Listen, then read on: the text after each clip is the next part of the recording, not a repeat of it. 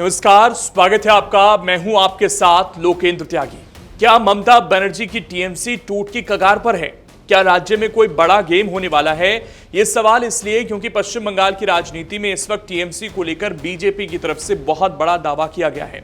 ऐसा दावा जो ममता की पूरी सियासत को हिलाकर रख सकता है। दरअसल विधानसभा चुनाव के बाद तृणमूल कांग्रेस के भीतर बढ़ती नाराजगी अब राजनीतिक गलियारों में बड़ी चर्चा बन चुकी है।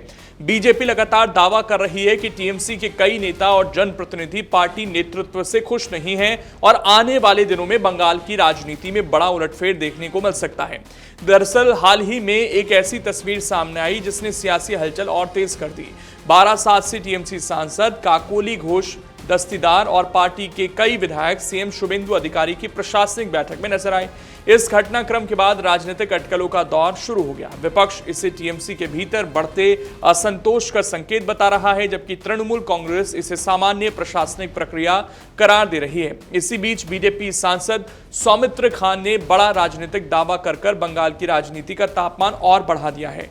बांकुड़ा से सांसद सौमित्र खान ने कहा कि टीएमसी के करीब 50 विधायक अपनी ही पार्टी से नाराज चल रहे हैं। इतना ही नहीं, उन्होंने दावा किया कि पार्टी के लगभग 20 सांसद भी बीजेपी के संपर्क में हैं और सही समय का इंतजार कर रहे हैं।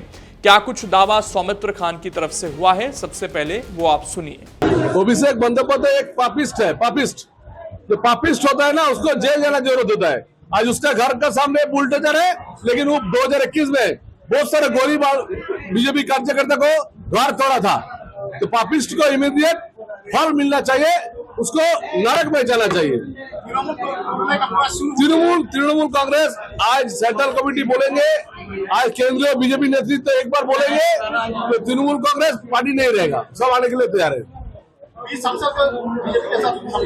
हाँ, मैं बोल रहा हूँ ना, 50% विधायक आपका विधानसभा में आए नहीं या 20 सांसद आने के लिए तैयार है, लेकिन हमारा जो है हमारा एक्टिव मेंबर्स भी चलेगा। पब्लिक ने तृणमूल नेता को गंदा नेता बोल रहा है, तो उसने सब लाज में सोच के सब आ जाएगा। हालांकि तृणमूल कांग्रेस ने बीजेपी के दावों को पूरी तरह खारिज कर दिया है। टीएमसी सांसद सौगत रॉय ने साफ कहा कि बीजेपी झूठी अफवाह फैलाकर भ्रम की राजनीति कर रही है। उन्होंने कहा कि पार्टी पूरी तरह एकजुट है और किसी सांसद या विधायक के पार्टी छोड़ने का सवाल ही नहीं उठता।